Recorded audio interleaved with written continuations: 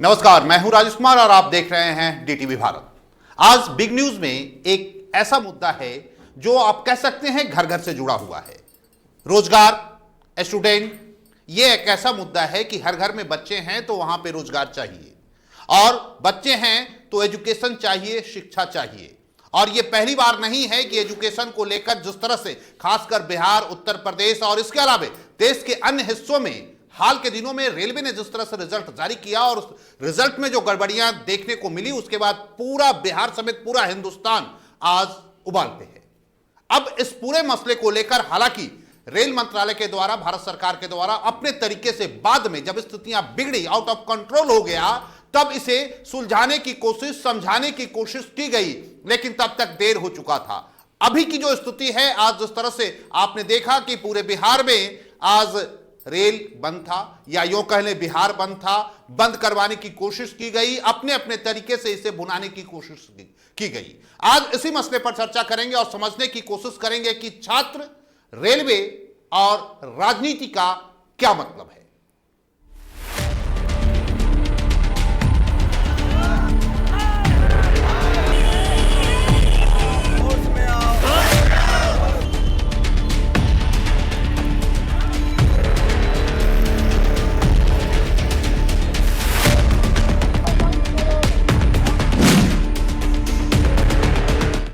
और आज इसी मसले पर चर्चा करने के लिए हमारे स्टूडियो में कुछ खास मेहमान हैं और उनसे समझने की कोशिश करेंगे कि क्या वाकई में जो स्थिति पैदा हुई है वो होनी चाहिए थी, या इसे समय रहते सुलझा लेना चाहिए था, या इसे क्या सियासी रंग देना उचित है। आज इसी मसले पर चर्चा करेंगे। इस वक्त हमारे साथ स्टूडियो में आरजेडी के प्रवक्ता, वरिष्ठ लीडर एजाज अहमद साहब हैं, साथ ही साथ जेडीयू के युवा लीडर डॉक्टर हुलेश मांझी हैं, और हम सबके शिक्षाविद गुरु रहमान है। परिचय के मोहताज नहीं है, आज नहीं, वर्षों वर्ष से लगातार छात्रों के बीच में काम कर रहे हैं, छात्रों को पढ़ा रहे हैं, बता रहे हैं, सही दिशा निर्देशन दे रहे हैं। आज की तारीख में बिहार, उत्तर प्रदेश का कोई भी ऐसा थाना नहीं होगा जहां इनके शिष्य नहीं होंगे, वहां के प्रभारी नहीं होंगे। अगर नहीं होंगे तो इन्हें जानते जरूर होंगे। अक्सर आप लोग इन्हें देखते और सुनते रहे। और इसी कार्यक्रम में हमारे साथ जुड़ेंगे हमारे सहयोगी अविनाश भी, उनके साथ भी कुछ स्टूडेंट हैं, उनसे भी समझेंगे। लेकिन सबसे पहले इस पूरे कार्यक्रम को समझते हैं कि जो ये मुद्दा है आखिर है क्या। और मुझे लगता है आज की तारीख में गुरु रहमान से बेहतर कोई इसे नहीं समझा सकता।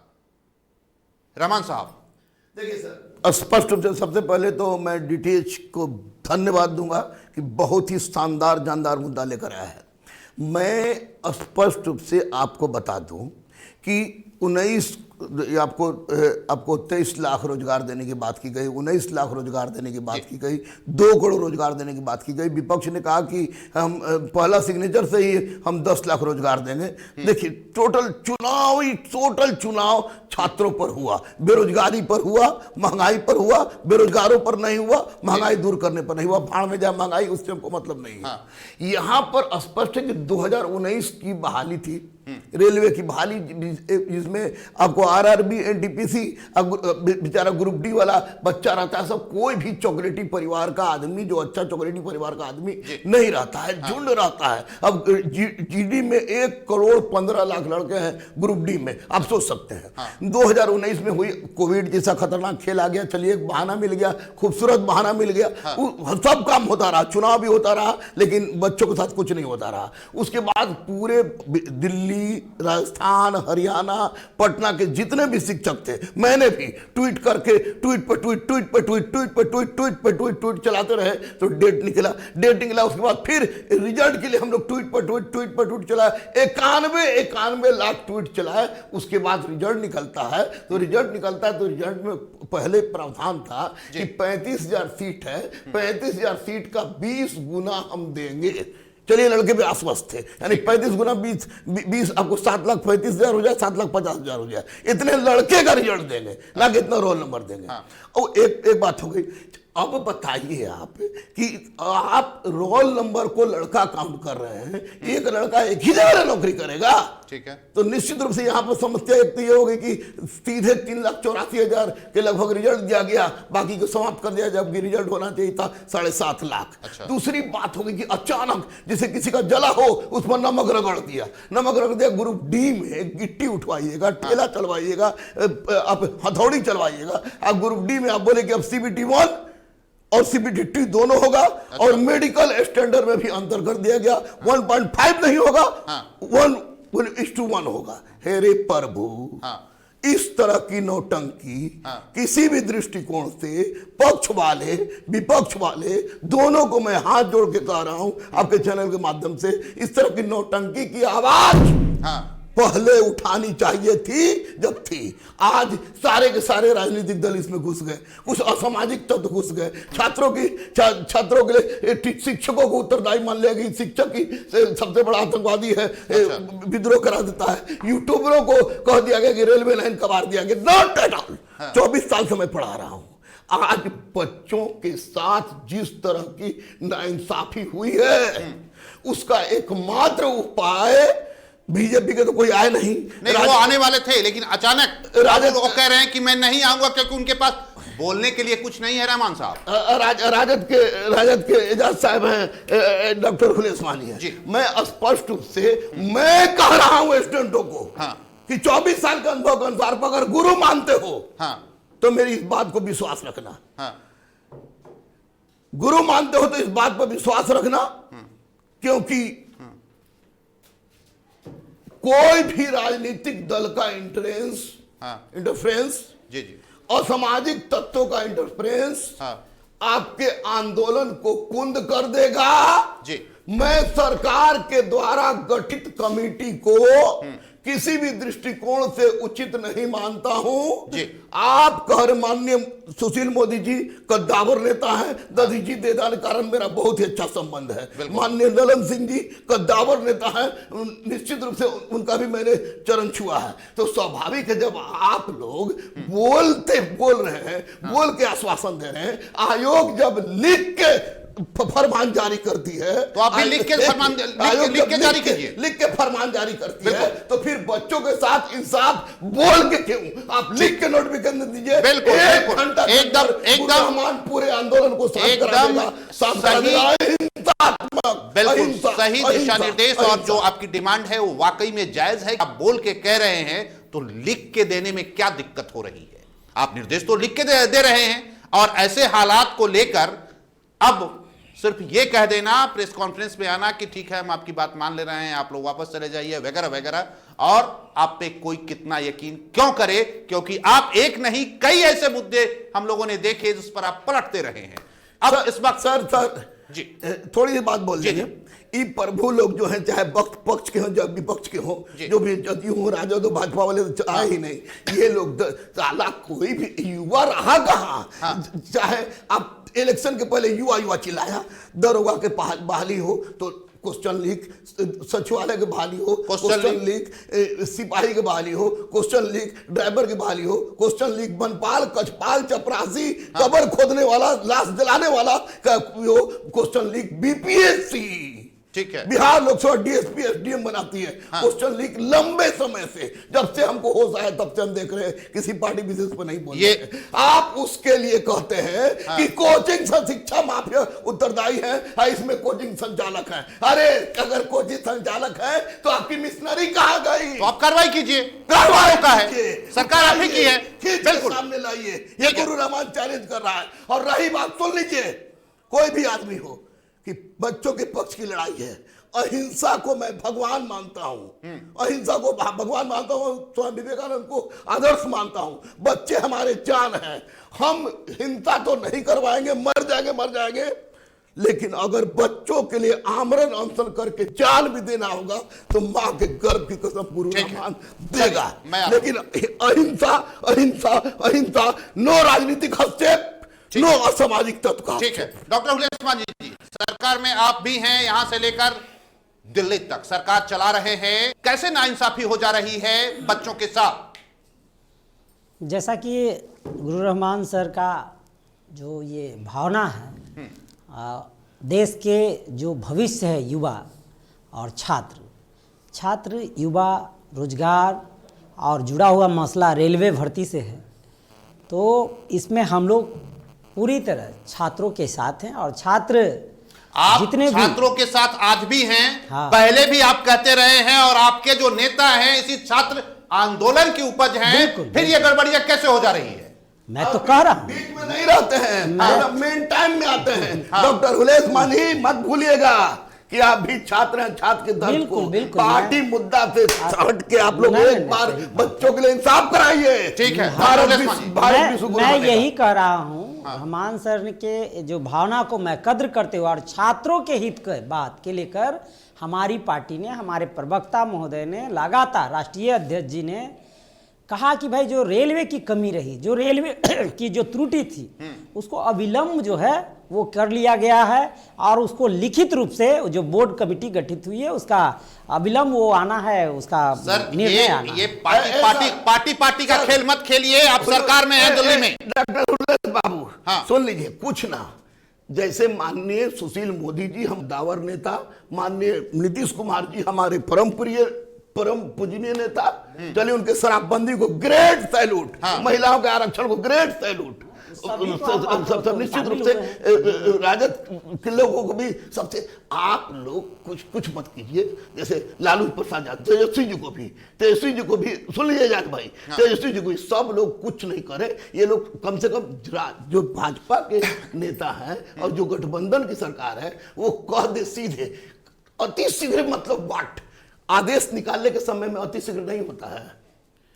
जब बच्चे रोड पर हैं तो राजनीतिक दलों के शिकार बन रहे हैं, असामाजिक तत्वों के शिकार बन रहे हैं, सिर फट रहा है, केस हो रहा है, जेल जा रहे हैं। यही चाहते हैं गुरु रहमान साहब, यही चाहते हैं कि इसी तरह से स्थिति बनी रहे। बोलने के जगह पर नोटिफिकेशन अविलंब जारी करें, कल निकलवा दीजिए सर। कल एक भी लड़का रोड पर अब पार्टी से काम नहीं चलने वाला है कि ये कह देना ललन बाबू बोल रहे हैं कि ठीक हो जाना चाहिए, नीतीश बाबू बोल रहे हैं ठीक हो जाना चाहिए। साहब कह क्या रहे हैं? सरकार तो अभी की है यहां से लेकर दिल्ली तक। आजाद साहब, देखिए, सरकार पूरी तरह से नाकाम है और इस नाकामी का ठीकरा कहीं ना कहीं छात्र और नौजवानों पर फोड़ा जा रहा है। उन्हें असामाजिक तत्व बताया जा रहा है, उन्हें वायलेंस फैलाने वाला बताया जा रहा है, उन पर तरह तरह के मुकदमे किए जा रहे हैं और उनको प्रताड़ित करने के लिए डेली नया ऑर्डर निकल रहा है। ठीक है। लेकिन मैं पूछना चाहता हूं, माननीय रेल मंत्री जी आकर के प्रेस कॉन्फ्रेंस किए। प्रेस कॉन्फ्रेंस के समय में उन्होंने माना कि रेलवे भर्ती बोर्ड की गलती के कारण आज छात्र आक्रोशित है या छात्रों में गुस्सा देखने को मिल रहा है। एक मिनट सर, रहमान साहब, जब रेल मंत्री जी स्वयं मान लिए कि रेलवे भर्ती बोर्ड की गलती है, तो उन रेलवे भर्ती बोर्ड के पदाधिकारियों पर, चेयरमैन पर अब तक क्या कार्रवाई हुई? उन पर एफआईआर क्यों नहीं दर्ज किया गया?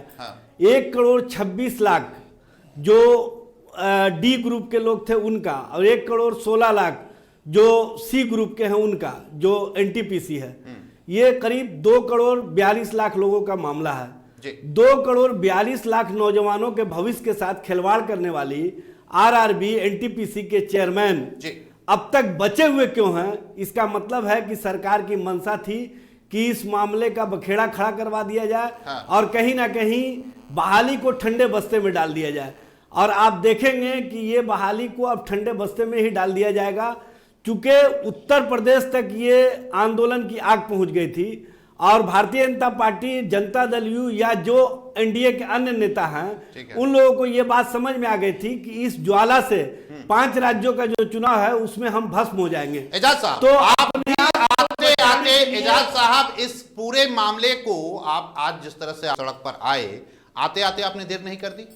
नहीं, देखिए हम लोग सर क्या बोलेगा सर? रहमान साहब एक मिनट, हमारे सर हमको बोलवाइए प्लीज। साहब हम लोग सड़क पर नहीं आए, हम लोग छात्रों को और छात्र के साथ साथ नौजवानों को और उन टीचरों को जिस तरह से प्रताड़ित करने का सरकार के माध्यम से काम किया जा रहा था, और ये लोग ये पहली बार हुआ है क्या?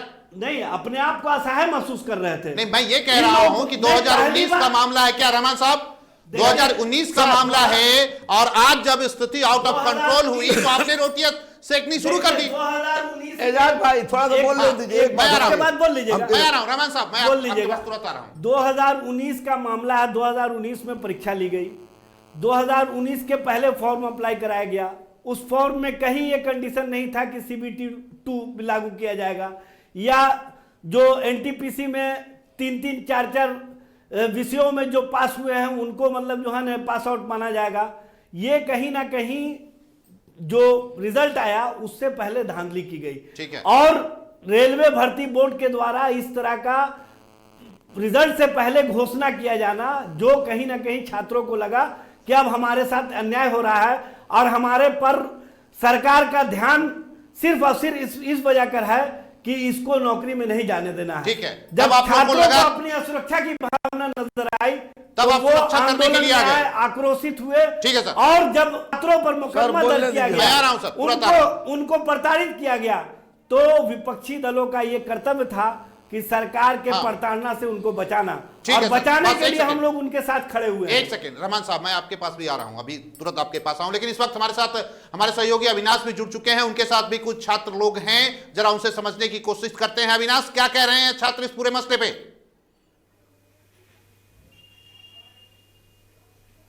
देखिए राजेश, जिस तरीके से हमारे साथ है एक छात्रों का भी एक पैनलिस्ट ही कह लीजिए इसको, हमारे साथ तमाम यहाँ पर छात्र बैठे हुए हैं, इनसे भी जरा बातचीत करते हैं और समझने की कोशिश करते हैं कि क्या वाकई में जिस तरीके से एक तो गलती किसकी है, इस पर सवाल रहेगा हमारा कि आखिर ये गलती किसकी है और छात्र इतने उग्र क्यों हो गए, किस तरीके से हो गए। हमारे साथ अभिजीत हैं। अभिजीत, क्या लगता है आपको, आखिर छात्रों को इतना उग्र होने की जरूरत क्यों पड़ गई? जरूरत पड़नी चाहिए, क्योंकि ये जो सरकार, ये तो छात्र विरोधी सरकार तो पहले से ही है। ये पूंजीपतियों की सरकार है, और ये जो है पढ़ने, ये NTPC के जो थे एम्स वगैरह सबको बोल दिए कि एग्ज़ाम दे देना है। वो अब कैसे एम्स का आप 18 में फॉर्म भरवा रहे हैं, एग्ज़ाम दिलवा रहे हैं, और अब डायरेक्ट बोलिएगा एम्स का लेंगे, तो इसके कारण से हम लोग सारे उग्र होके हम लोग प्रदर्शन किए इसका। तो ये स्थिति है, अचानक से जो मेंस की एग्जाम की बातचीत आ गई या फिर दूसरा लेवल बातचीत आ गई, इसको लेकर है। दीपांकर, आपको क्या लगता है? देखिए, ये सरकार सरासर अन्याय कर रही है छात्रों पे। पहले उन्हें प्रलोभन देती है सरकार छात्रों को कि आप फॉर्म भरिए। गरीब छात्र, किसान के बच्चे अगर फॉर्म भरते हैं पैसा कैसे भी जुटा के, फिर उन्हें 5 साल बाद एग्जाम लिया जाता है, फिर रिजल्ट के लिए 5 साल वेट करते हैं, और जब रिजल्ट निकलता है तो छात्र को ये पता चलता है कि उसमें धांधली हुई है।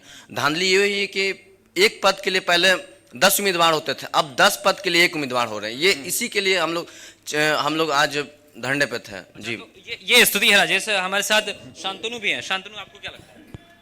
देखिए, ये सरकार जो है ना एकदम छात्र विरोधी सरकार है। जैसा कि हमने बीतों दिनों देखा है, ये फॉर्म भरवाते हैं 2019 में और रिजल्ट करते हैं 2022 में, और 2022 में रिजल्ट तो करते ही करते हैं और पता भी नहीं चलता है कि 7.5 लाख अभ्यर्थियों का इन्हें एडमिशन लेना था, सॉरी इन्हें जॉब देना था, और ये देते हैं मात्र 35,000 के करीब। तो ये जो 20 गुना नौकरी देने के बाद इन्होंने कहा था, उससे 5 और 6% पर ला के जो रोक दिया है, तो इसे हम क्या कहेंगे? इससे छात्र उग्र नहीं होंगे तो क्या कहोगे?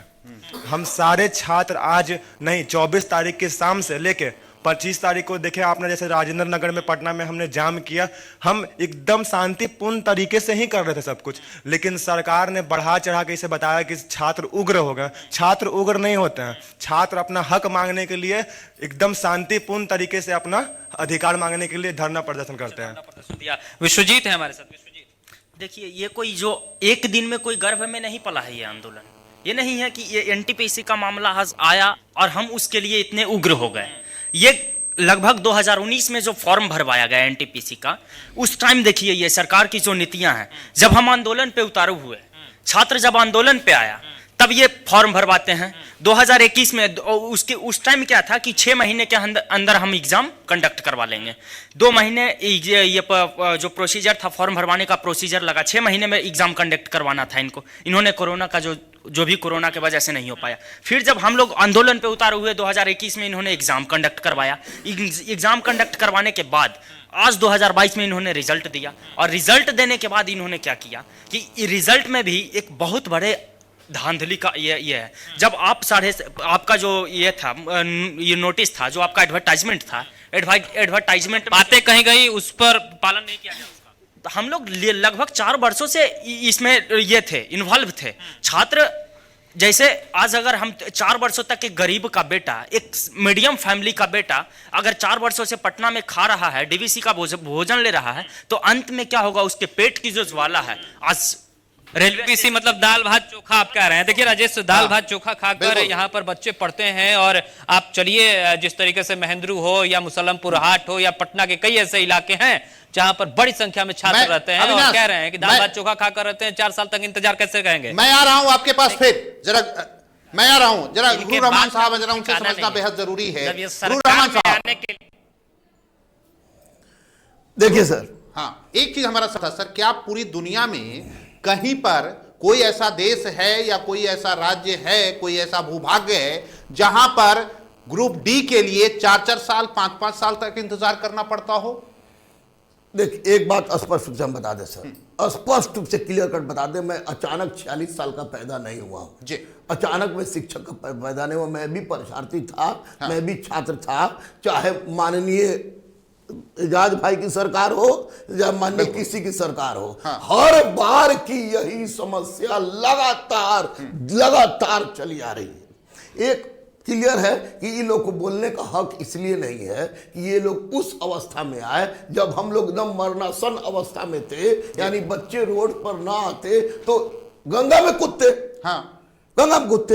उस समय ये लोग आए, उस समय ये लोग कहां थे? इसलिए ये लोग बोले मत ये सरकार वो सरकार की मतलब नहीं है, सब सरकार की मतलब है कि छात्रों की समस्या के साथ कोई निराकरण नहीं। मैं कह रहा हूं माननीय प्रधानमंत्री जी से, मैं कह रहा हूं रेल मंत्रालय से, मैं कह रहा हूं माननीय नीतीश कुमार जी से, मैं कह रहा हूं माननीय तेजस्वी जी से। हाँ। कि हर मुद्दा उठाइए, मंदिर उठाइए, मस्जिद उठाइए, गुरुद्वारा उठाइए, चर्च उठाइए, गाय उठाइए, घोड़ा उठाइए, भैंस उठाइए, जातीय जनगणना उठाइए, स्पेशल लॉज उठाइए, लेकिन उस समय तक इस स्पेशलिटी का कोई महत्व नहीं है जब तक आप छात्रों की मुद्दा को नहीं उठाते हैं। चाहे किसी भी परीक्षा हो, दरोगा की परीक्षा हो, एसएससी की परीक्षा हो, रेलवे की परीक्षा हो, 8 साल से इंटर स्तरीय परीक्षा आप नहीं लेते हैं। अब सारा का सारा दोषी शिक्षकों पे FIR करते हैं, बच्चों पे FIR करते हैं, अपराधी घोषित करते हैं। तो बिल्कुल आवाज उठाइए जी, आवाज उठाइए।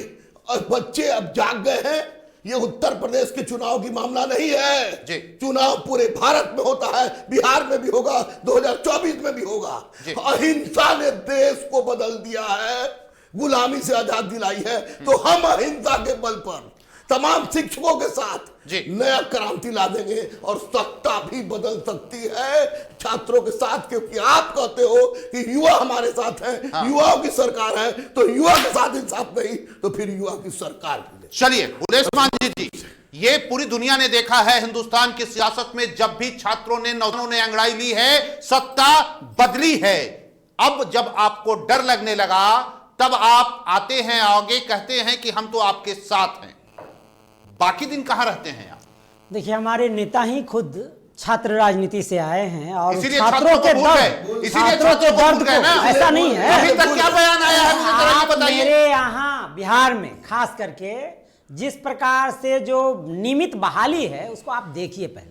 कितनी बहाली आपके तमाम अभी रहमान साहब ने आपको बताया ना, सारे पेपर लीक। कौन सी बहाली हुई बताइए जरा। आप बता तो रहे हैं, पुलिस की बहाली, SI दरोगा की बहाली, उसके बाद BPSC की बहाली। एक दो बहाली बताइए जो कि सही तरीके से हुई हो, ये बताइए ना। चिकित्सा के क्षेत्र में बहाली। और देखिए आप बिहार की संख्या को मत करिए, हमारे लड़के पढ़ाई लिखाई छोड़ के गरीब मजदूर का बट सर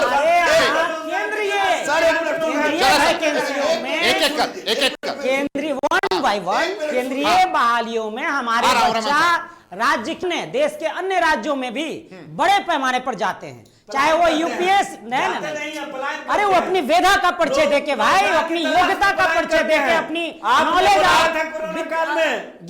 रोजगार उपलब्ध कराएंगे।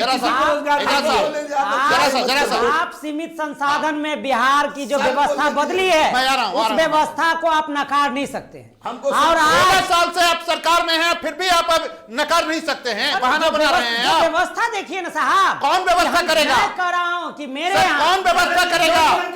जो आप यहाँ से लेकर दिल्ली तक व्यवस्था करना रो रहे हैं। नीतीश सरकार की व्यवस्था को दोष दे रहे हैं। हम कह रहे हैं कि बिहार सरकार अपने संसाधन के बल पे 2-2, 3-3 central university, south central university, north central university, वहां पे पढ़ाने वाले कोई है नहीं। क्या बात कर रहे हैं आप? के क्षेत्र में अगर सब कुछ बेहतर होता आज वो है नहीं ये साहब, इस बात से कोई संतुष्ट नहीं होगा। अगर सब कुछ बेहतर होता तो छात्र का आज ये अरे दृश्य देखते तो रहना मैं नहीं ये होता। तो रेलवे का रेलवे एक खास मामला के लिए बच्चे गए सर, हैं। आपके बिहार का कौन सा मामला है? रेलवे हो या फिर अन्य डिपार्टमेंट हो, सरकार आपकी भी है दिल्ली में।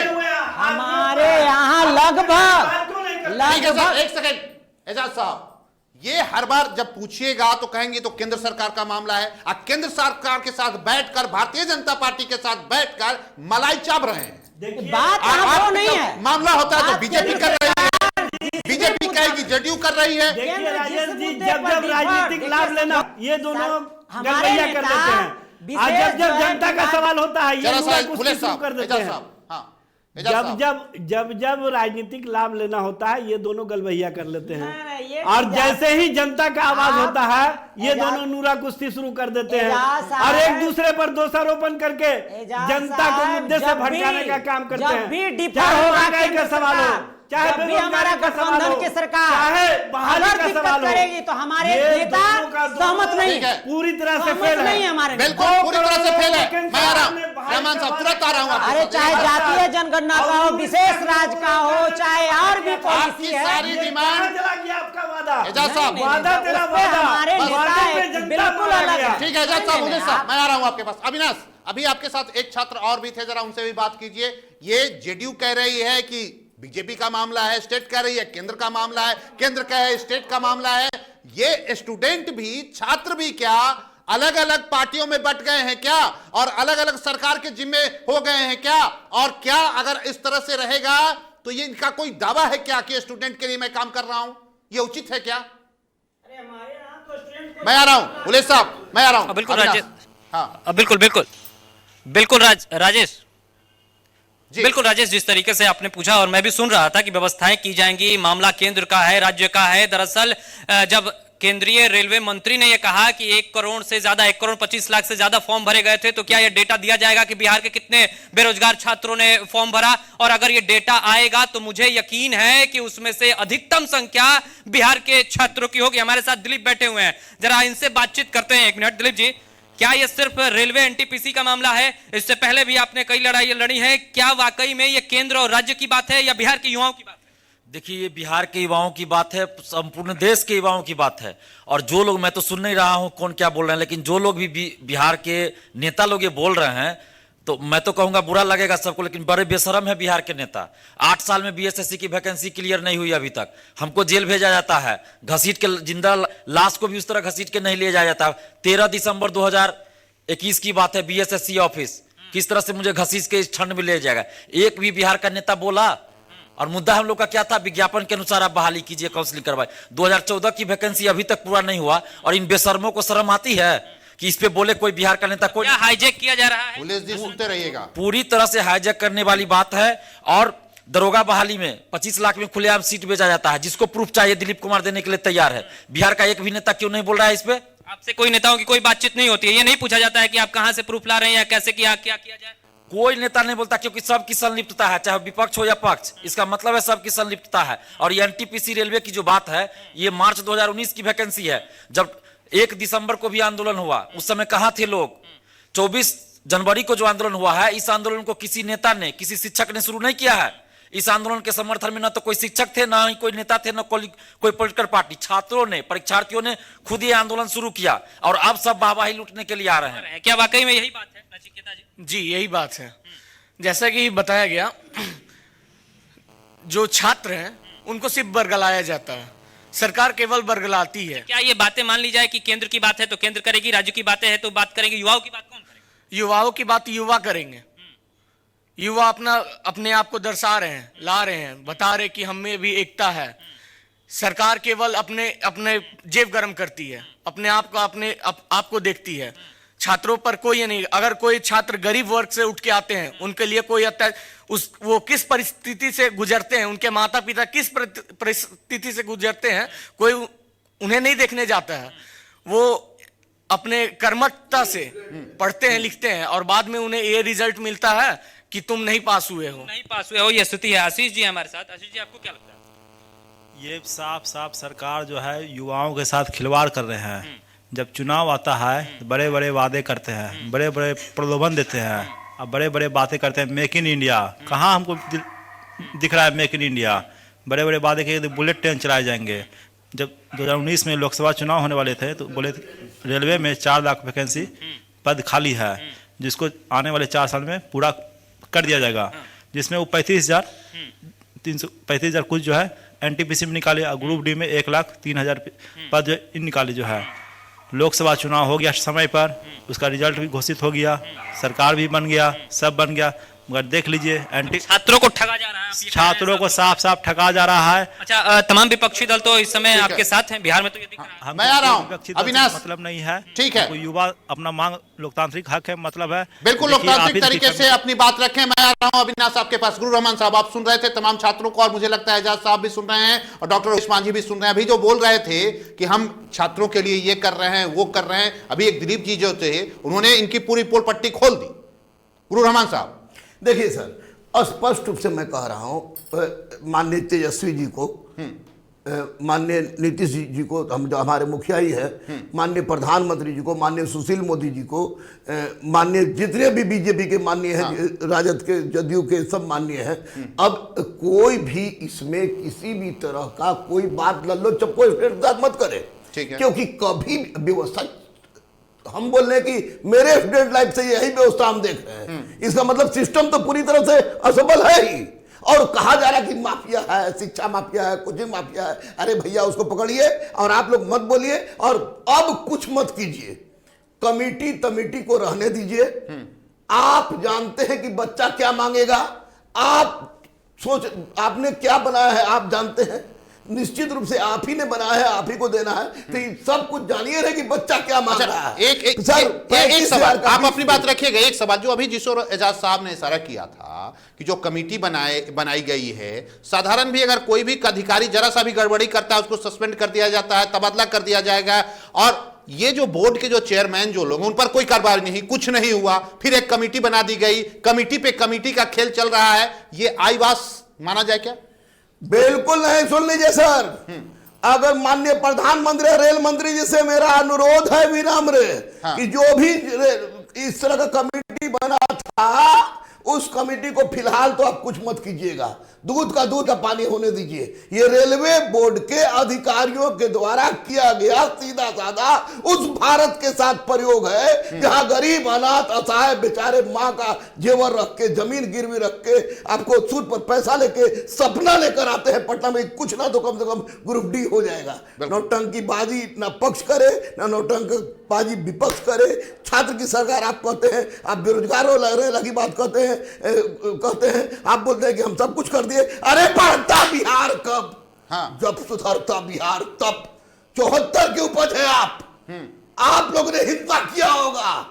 गुरु रहमान चिल्ला कर कह रहा है मर जाएगा, हिंसा नहीं होने देगा, और अहिंसा के लिए मर गया तो गर्व की बात करेगा। छात्रों के साथ ही साफ कीजिए। दरोगा में क्वेश्चन वायरल, हर बार वायरल। अचानक बोलते हैं मेडिकल वालों को कि मेडिकल जमा करो, बोलते हैं कि तुम्हारा नहीं होगा। अचानक आप नया फॉर्मूला कर दें कि टाइगर जंप बेली जंप नहीं होगा। सुन लीजिए सर प्लीज, 8 साल से नौटंकीबाजी करके आप इंटर स्तरीय रिजल्ट नहीं निकालते हैं, सचिवालय सहायक का रिजल्ट नहीं रहे हैं, सिपाही का क्वेश्चन मैं आ रहा हूं, सुनिए सर, सुन लीजिए साहब, सुन लीजिए। अगर कोई बच्चा कह रहा है कि 25 लाख में सेटिंग हो रही है और वो बच्चा एविडेंस के साथ कह रहा है, तो ये मान्यवर को चाहिए ना कि एविडेंस के लिए माननीय नीतीश कुमार जी से बात करें, क्योंकि सामान्य और गरीब प्रशासन उन्हीं के हाथ में है। अगर व्यवस्था नहीं सुधरी सर तो एक अहिंसात्मक आंदोलन होगा। वह हिंसात्मक आंदोलन कोई यूट्यूबर नहीं ला सकता है, वह गुरु ला सकता है जिसने 94 से बच्चों के लिए अपना सब कुछ समर्पित किए हुआ है। मुझे इंसाफ चाहिए, पार्टियों की नहीं, कोई कांग्रेस, राजद, जदयू, भाजपा, आप तुम हम कोई मतलब नहीं। ठीक है उल्लेख साहब, क्या जवाब है बताइए। देखिए, मैं तो लगातार कह रहा हूं कि हमारी जो सरकार और हमारे जो नेता हैं यहाँ छात्र हित से इतना चिंतित कि आप अब 4 लाख कोई भी भेदभाव अभी एक स्टूडेंट बोल रहा था, जरा सा सुन लीजिए सर, उलेश साहब, थोड़ा सा सुनने दीजिए। अभी स्टूडेंट बोल रहा था ना, 8 साल हो गए,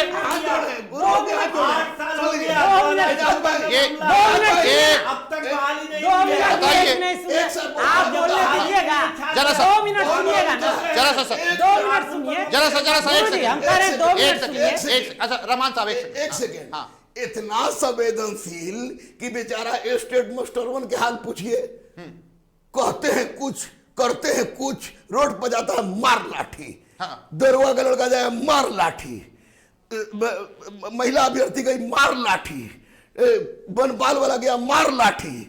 संवेदनशील सरकार है सर, ये संवेदनशील सरकार पर नहीं चाहिए। बता रहा हूं मैं, गुरु देखिए केवल सर अहिंसा सर, कर 2 दे, मिनट सुनिएगा सर, अहिंसा का आह्वान कर दे, पार्टी से अलग हो जाए, 2 जाति मिनट में पार्टी मत कहूंगा। देखे। ठीक है सर, 2 मिनट में बताऊंगा कि देखिए हाँ, उलेश सर, साहब। वर्तमान जो परिस्थिति है ये रेलवे भर्ती बोर्ड से आई है, और हमारे जो छात्र हैं, हमारे सभी विंग में छात्र हैं, सभी पार्टियों में छात्र ठीक है। और वो छात्र, मैं कह रहा हूं दावे के साथ, बिहार के जो विद्यार्थी हैं, जो मेधा है, जो टैलेंट है, उसके लिए माननीय नेता ने लगातार उनको बिना कोई एग्रीमेंट का 4,20,000 रुपया, आप जहां पढ़िए, इंजीनियरिंग करिए, मेडिकल करिए, जो टेक्निकल डिग्री लीजिए, उसके अलावा सर ये सब जुमलेबाजी नहीं चलेगी, ये जुमलेबाजी नहीं चलेगी, 10 लाख, ठीक है और इसके अलावा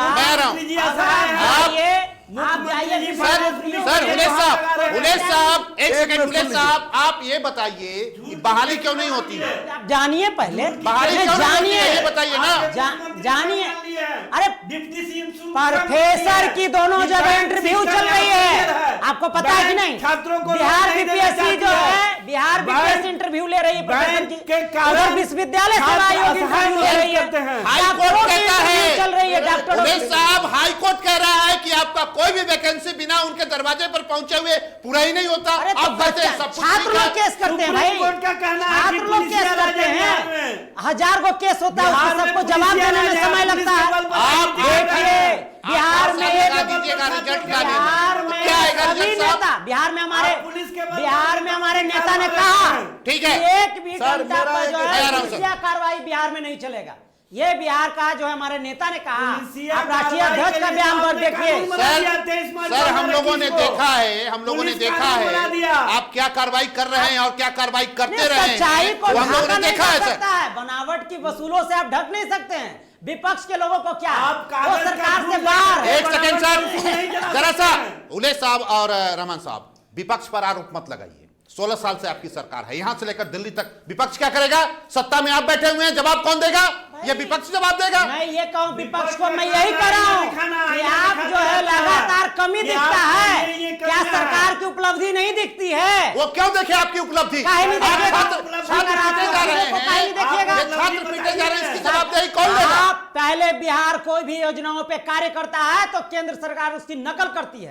ठीक नल है, जल एकदम सही कह रहे हैं। योजना, आप नल जल दोनों की योजना, मिली भगत है, 90% जिलों में जरा नल सा जल रुकिए। पहुंचाई गई, उलेश साहब, नल जल पहुंचाई गई। उलेश साहब एक सेकंड, 19 लाख लोगों के रोजगार की एजाज बात की साहब, है। एजाज आप साहब, भी उसी चाहे लेकर वो पर आगे साइकिल बढ़ रहे हैं। योजना हो, जरा सा चाहे बेटियों के लिए वो बंद योजना हो, कीजिए, वो यूपीएससी में हो, सारे आपके UPSC फाइल में हो। पड़े हुए हैं। हकीकत ये नहीं है उलेश अरे साहब, भाई, एक सेकंड पीटी रुकिए, के लिए, पीटी रुकिए, के लिए एजाज साहब। 50,000 रुपया दिया जाता है। सर आपके 50,000 से कुछ नहीं होने 1 वाला है लाख सर, रुपया दिया जाता है कुछ यूपीएससी नहीं होने के वाला लिए। है आपके 50,000 से। आप एजाज एक साहब, लौता राज है, भाई, बिहार रोड पर खड़ा कर दिए हैं छात्रों को, लगातार छात्रों के हित में निर्णय लिया है। बिहार एक दुनिया लौता में राज्य सुन लीजिए, बिहार दुनिया में एक ऐसा इकलौता राज्य है जहां पर छात्रों के साथ सरकार ही अत्याचार कर रही है, नहीं, अपने ये लोगों आरोप के है। साथ कर रही ये है, आरोप दुनिया में है। कहीं नहीं है। राजेश उलेश साहब, ये एजाज जी का भाई मैं नहीं कर रहा हूँ और विपक्ष रोकेंगे का सर। बात नहीं सुनूंगा। चलिए। मैं कर रहा हूँ, मेरी सरकार का भी उपलब्धि आप देखिए, हम आपके यशोगान के लिए नहीं बैठे हुए हैं।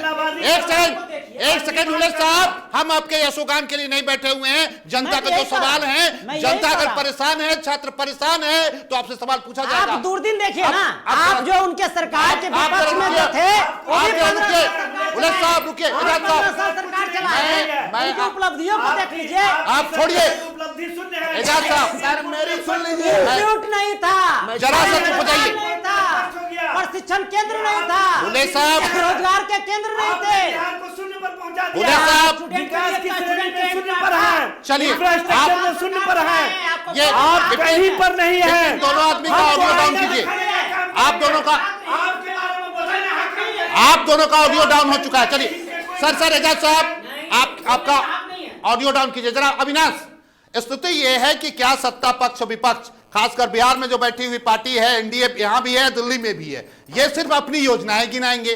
सच्चाई क्या है? अगर सब कुछ ठीक है तो ये छात्र पागल हैं क्या जो आज रोड पे हैं ये ठंड में? अपने परिवार को छोड़ करके नहीं देखिए राजेश, जिस तरीके से छात्रों ने अपनी बातें कह दी कि छात्रों को आंदोलन आप दोनों नहीं की चाहिए, आवाज नहीं जा छात्रों रही को है। अपनी नौकरी आपकी चाहिए, आवाज- वो पढ़ाई जो कर रहे हैं वो पढ़ाई चाहिए, उनको आंदोलन से क्या है? वो तो मांग कर रहे हैं कि अगर हमारे लिए नौकरियां निकाली गई हैं तो उन नौकरियों पर हमें नौकरी दी जाए। एक छोटा छोटा सा रिएक्शन ले लेते हैं राजेश जल्दी जल्दी से, कि नौकरी चाहिए, आंदोलन करेंगे, जेल जाएंगे, क्या करेंगे? क्या करेंगे आप बताइए? आपको नौकरी चाहिए, इस सरकार से क्या चाहिए? छोटा सा, क्योंकि समय का अभाव है। हम लोग को तो नौकरी ही नौकरी चाहिए। ही चाहिए। और आपको आंदोलन चाहिए, नौकरी चाहिए कि जी जेल चाहिए? जी नौकरी चाहिए, पर हम दिलीप जी के बातों पे कुछ कहना चाहेंगे कि थोड़ा उन्होंने समय का अभाव है, उन्होंने इसलिए। कहा कि कोई नेता हमारे उनके बीच नहीं आया, पर ये कहना चाहूंगा कि पप्पू यादव जी जब भी कुछ हुआ तो लोगों के बीच गए। कल भी रात मुसल्लेपुर हाट पे थे वो। ठीक है, आपको क्या चाहिए? मतलब सर क्या छात्र आंदोलन करेंगे या छात्रों को नौकरी चाहिए? देखिए, मुझे 1 मिनट का समय समय का अभाव चाहिए। है, देखिए, इसलिए मैं सीधा छात्र को सिर्फ और सिर्फ नौकरी चाहिए। अगर नौकरी नहीं मिलेगी तो हम प्रदर्शन भी करेंगे। प्रदर्शन भी करेंगे।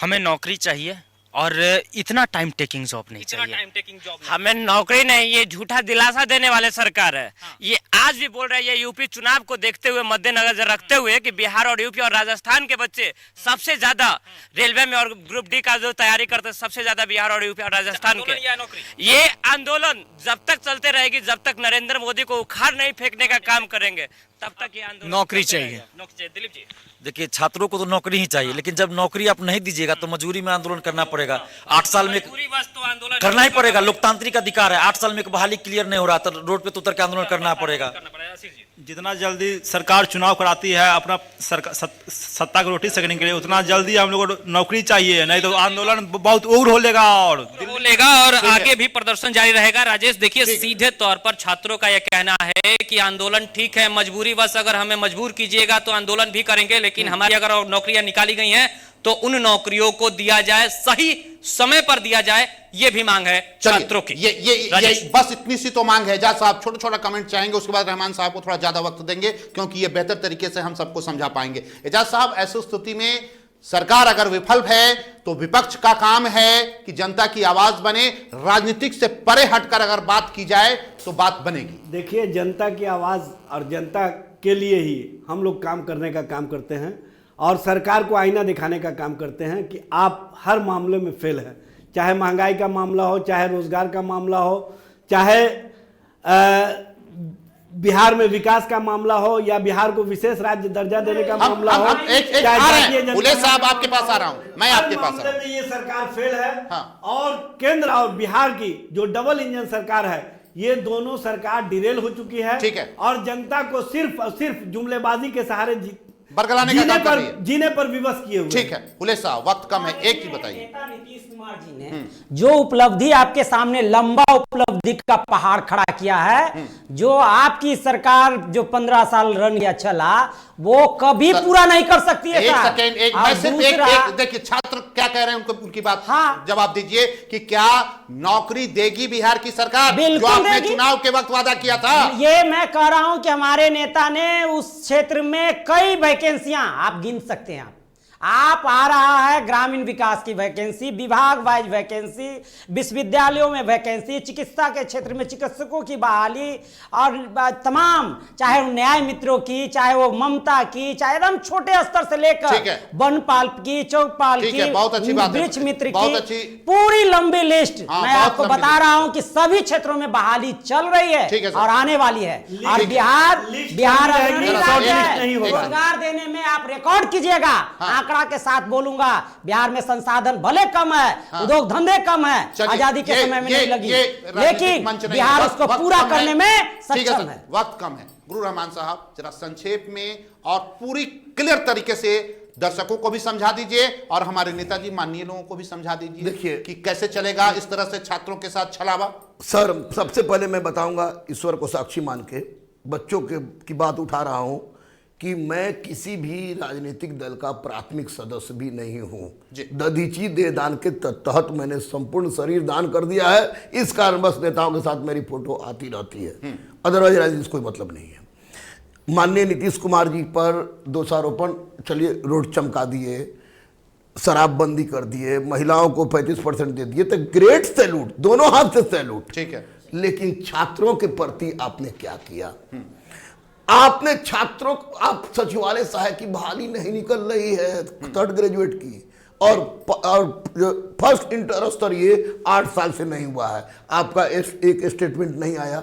टीचरों की बहाली नियोजित थे ठेके पर, आप कह के मुकर गए, दूसरी परिस्थिति अपना दिए। छात्र दरोगा का क्वेश्चन वायरल होता है, सिपाही का, बनपाल का, कचपाल का, सब मानने की निकाले, निकाले, लेकिन सबका क्वेश्चन वायरल होता है। कोई ना कोई तो एजुकेशन माफिया है, उसके विरुद्ध आपने क्या स्टेप उठाया? क्या सत्ता के संरक्षण में भी माफिया काम कर रहे हैं क्या? मैं भी एक मिनट उसके बाद स्पष्ट है कि अब ये लोग राजनीति करना छोड़े।